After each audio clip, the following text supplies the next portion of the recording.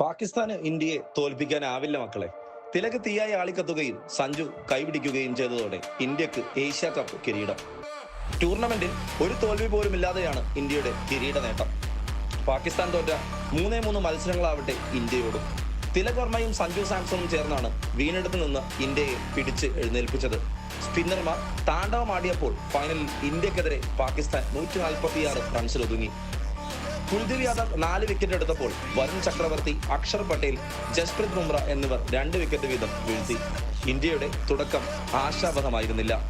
India 36 runs എടുക്കുന്നതിനിടെ Abhishek Sharma, captain Suryakumar Yadav, opener Shubman Gill എന്നിവർ വീണിരുന്നു. 4-ാം വിക്കറ്റിൽ തിലക് വർമ്മയും സഞ്ജു സാംസണും ചേർന്നാണ് 57 റൺസിന്റെ കൂട്ടുകെട്ട് നിർണായകമായത്. ദുബെ 22 പന്തിൽ 33 റൺസ് നേടി ജയത്തിൽ സുപ്രധാന പങ്കുവഹിച്ചു. പിന്നെ ഇന്ത്യയുടെ വിജയം അനായാസമായി. ഇത്തരം വാർത്തകൾ അറിയാൻ ഈ പേജ് ഫോളോ ചെയ്യുക.